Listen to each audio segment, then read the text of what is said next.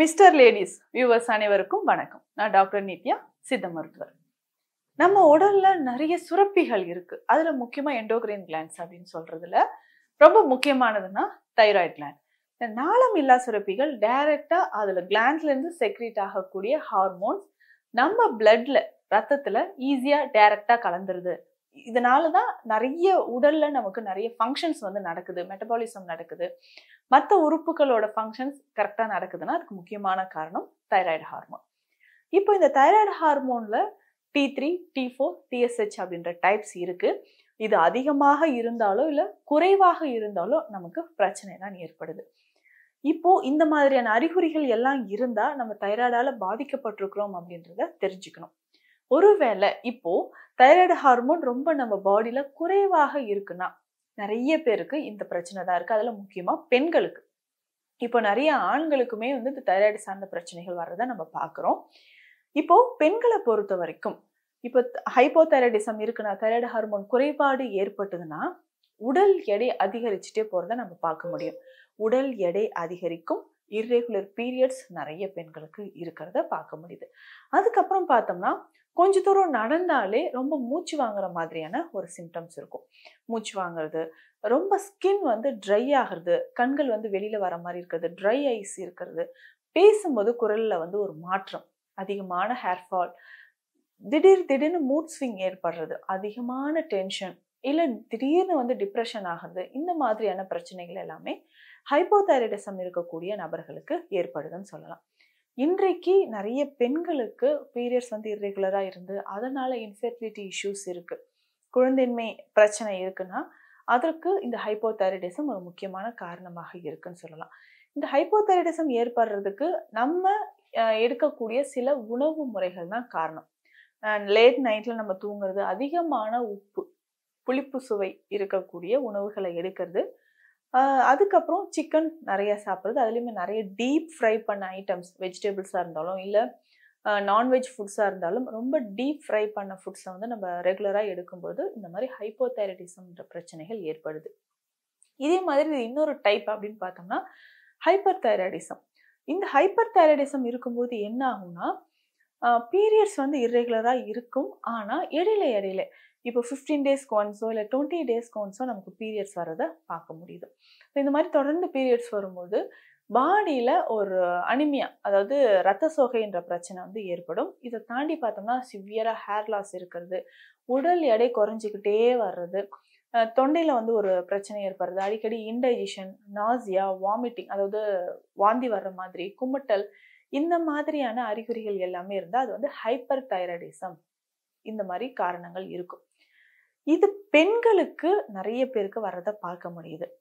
உணவு முறையில் நாம் எடுத்துக்கொண்ட நிறைய மாற்றங்கள், இப்போ இன்னைக்கு பெண்கள் பார்த்தோம்னா அந்த உணவு முறையில் எடுக்கக்கூடிய உணவுகள் எல்லாமே நம்ம மறந்துட்டு அன்ஹெல்தி டயட் தான் நிறைய பேர் ஃபாலோ பண்றோம். ஸோ இப்போ எக்ஸாம்பிளுக்கு சொல்லலாம், ஃபுட்ல நிறைய ஆயில் கண்டென்ட் சேர்த்து எடுக்கிறது, நம்ம சேர்க்கக்கூடிய மசாலா ஐட்டம்ஸ் கூட பார்த்தோம்னா ரொம்ப ரெடிமேட் மிக்ஸாக வாங்கி சாப்பிட்றது. ஸோ இதில் நிறைய ப்ரிசர்வேட்டிவ்ஸ், நிறைய சால்ட் கண்டென்ட் சேர்த்துருக்கிறதுனால நமக்கு ஈஸியாக டைஜஷன் ஆகாமல் இந்த மாதிரியான ஹார்மோன் இம்பேலன்ஸ், ஹார்மோன் சார்ந்த பிரச்சனைகள் ஏற்படுத்த இது ஒரு முக்கியமான காரணமாக இருக்குன்னு சொல்லலாம். இதை எப்படி நம்ம சரி பண்ணுறது? இப்போ தைராய்டு ஹார்மோன் ப்ராப்ளம் இருக்குது, ஹைப்போதைராய்டிசம் ஆர் ஹைப்பர் தைராய்டிசம் இருக்குன்னா டெய்லி காலையில் ஒரு டேப்லெட் எல்லாருமே சாப்பிடுவோம். 50 mcgோ இல்லை 100, 150 மில்லிகிராமோ, இந்த அளவின்படி தினமும் ஒரு மாத்திரை எடுத்துட்டு வருவாங்க. எல்லாருக்குமே இருக்கிற ஒரு டவுட் என்னன்னா, இப்போ ஆரம்பத்திலேயே எனக்கு தைராய்டு ஹார்மோன் பிரச்சனை இருக்கு, இதற்கு சித்த மருந்துகள் எடுத்தா நமக்கு குணம் கிடைக்குமா அப்படின்னு நிறைய பேருக்கு ஒரு டவுட் இருக்கும். இப்போ ரத்தத்தில் இருக்கக்கூடிய சர்க்கரை நோயாளிகளாக இருந்தாலும் சரி, சர்க்கரையோட அளவு ரத்தத்தில் அதிகமாக இருந்தாலும் சரி, இந்த தைராய்டு ஹார்மோன் மாதிரியான பிரச்சனைகள் இல்லை பிபி, கொலஸ்ட்ரால், இது எல்லாத்துக்குமே இனிஷியல் ஸ்டேஜில் ஃபர்ஸ்ட் நம்ம டயக்னோஸ் பண்ணுறோம். இனிஷியலாக நம்ம டயக்னோஸ் பண்ண உடனே சித்தா மெடிசன்ஸ் எடுத்து அண்ட் டயட் ஃபாலோ பண்ணால் கம்ப்ளீட்டாக க்யூர் பண்ணிடலாம். இல்லைங்க எனக்கு அப்போ அந்த டைமில் எனக்கு அவேர்னஸ் கிடையாது, நான் சில மெடிசன்ஸ் எடுத்துகிட்டு இருக்கேன், இந்த மெடிசன்ஸோடய கம்பைன் பண்ணி சித்தா மெடிசன்ஸ் எடுக்கலாமான்ற டவுட் இருக்கும். அதே மாதிரி ஹார்மோன் டேப்லெட்ஸே நான் எடுத்துகிட்டு இருக்கிறேன், சித்தால எடுத்துக்கலாமான்னா இது எப்படி நம்ம மெடிசன் எடுக்க போறோம்னா கொஞ்சம் கொஞ்சமா நம்ம வந்து சித்தா மெடிசன்ஸ் எடுக்கணும். ஸோ 1 மந்த் நம்ம ஆல்ரெடி எடுக்கிற மெடிசன்ஸோட சித்தா மெடிசன்ஸ் எடுத்துட்டு அதுக்கப்புறம் நம்ம வந்து பிளட் டெஸ்ட் பண்ணி பார்க்கணும். பிளட் டெஸ்ட்ல தைராய்டோட லெவல் குறைஞ்சி இல்லை நார்மல் கொஞ்சம் கொஞ்சமா வர வர ஆல்ரெடி நம்ம எடுத்துட்டு இருக்கிற மெடிசன் எல்லாமே விட்டுட்டு சித்தா மெடிசன்ஸ் மட்டும் கண்டினியூ பண்ணிக்கலாம். ஸோ தொடர்ந்து இது 2-3 மாதங்கள் எடுக்கும்போது இந்த ஹார்மோன் சார்ந்த பிரச்சனைகள் முக்கியமா இந்த தைராய்டு இஷ்யூஸ் குறைய ஆரம்பிக்கும். நேச்சுரலாகவே இப்போ சுகர் டயபெட்டிக் பேஷண்ட்ஸாக இருந்தாலும் சரி, இல்லை தைராய்டு ஹார்மோனால வர பிரச்சனைகள் இருந்தாலும் சரி, இதை தொடர்ந்து எடுக்கும்போது நமக்கு கொஞ்சம் கொஞ்சமாக ரிலீஃப் கிடைச்சி முற்றிலுமாக இதுலேருந்து ஒரு நிவாரணம் கிடைக்கும். சில பெண்களுக்கு ப்ரெக்னென்சி டைமில் இந்த ஹார்மோன் வந்து இம்பேலன்ஸ் ஆகும்போது தைராய்டு பிரச்சனைகள் ஏற்படலாம். ஆஃப்டர் டெலிவரி நம்ம செக் பண்ணி பார்த்துட்டு அதற்கான மெடிசன்ஸை நம்ம எடுத்துக்கலாம். இதற்கு முக்கியமாக பார்த்தோம்னா நம்ம டெய்லி காலையில் நீராகாரம் கொஞ்சம் குடிக்கலாம். அதில் சின்ன வெங்காயம் சேர்த்து. நீராகாரம்னா பழைய சாதத்தோட தண்ணி, பழைய சாதம் இருக்கு இல்லைங்களா, அதுலேருந்து தண்ணி மட்டும் கொஞ்சம் எடுத்து ஒரு 200 ml 300 ml அளவுக்கு தேவையான அளவுக்கு சின்ன வெங்காயம் சேர்த்து குடிச்சிட்டு வரலாம். அதே மாதிரி சின்ன வெங்காயம் எவ்வளோக்கு எவ்வளோ நம்ம வந்து உணவில் சேர்த்துக்கிறோமோ அந்த அளவுக்கு தைராய்டுக்கு ரொம்ப சிறந்ததாக இருக்கும். இது வந்து சின்ன வெங்காயம் சாறு எடுத்து இதில் கொஞ்சம் மஞ்சள் பொடி கலந்து நம்ம சாப்பிட்டுட்டு வரும்போது தைராய்டு சார்ந்த பிரச்சனை, ஒரு சிலருக்கு வந்து அங்கே நொடியூல்ஸ் ஃபார்ம் ஆகிருக்கும், இல்லை சிஸ்டோ இல்லை கிளாண்ட்ஸில் வந்து ஒரு ஸ்வெல்லிங் வீக்கம் இருந்ததுனாலும் நம்ம சின்ன வெங்காய சாரோட மஞ்சள் சேர்த்து கொஞ்சம் கொஞ்சமாக ஒரு 10 ml அளவுக்கு தினமும் சாப்பிட்டுட்டு வரலாம். அது நம்ம வீடுகள்லையும் நிறைய இடத்துல கிடைக்கும். சீத்தாப்பழம், சீத்தாப்பழத்தோட இலைகள், சீத்தா இலைகளை நம்ம என்ன பண்ணலாம்னா கஷாயம் மாதிரி குடிச்சிட்டு வரலாம்.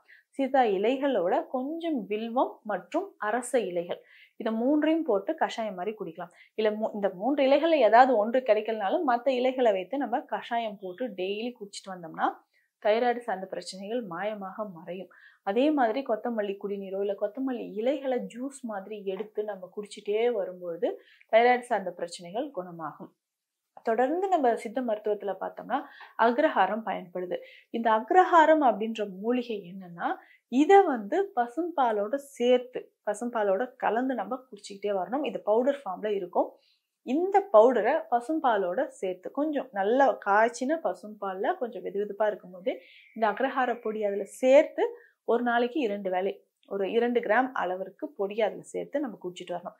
இதை தாண்டி வந்து பார்த்தோம்னா மந்தாரை இலைகள் வந்து நிறைய பேருக்கு நான் கொடுத்துருக்கேன், நிறைய பதிவுகள்லையும் இதை நான் சொல்லியிருக்கேன்.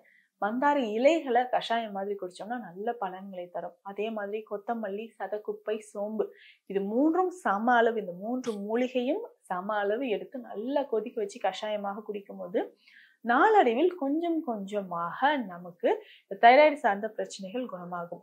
அதே மாதிரி உணவில் வந்து நிறைய சிக்கன் சாப்பிட்றோம், இல்லை அவுட் சைட் ஃபுட் எடுக்கிறேன், பேக்கரி கலராக நம்ம வந்து ஃபுட்ஸில் வந்து கேக் ஐட்டம்ஸ் எடுக்கிறது, இன்றைக்கெல்லாம் வந்து பார்த்தோம்னா நிறைய கலர்ஃபுல்லான ஐட்டம்ஸ் வந்து கிடைக்கும். அதில் இருக்க கெமிக்கல்ஸ் எல்லாமே நம்ம ஹார்மோன்ஸை வந்து இம்பேலன்ஸ் பண்ண ஆரம்பிக்கும்.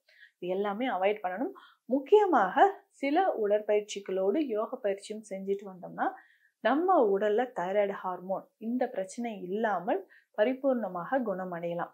இந்த பதிவில் சொல்லியிருக்க குறிப்புகள் எல்லாமே உங்களுக்கு பயனுள்ளதாக இருந்திருக்கும். மீண்டும் அடுத்த பதிவில் சந்திக்கலாம். நன்றி.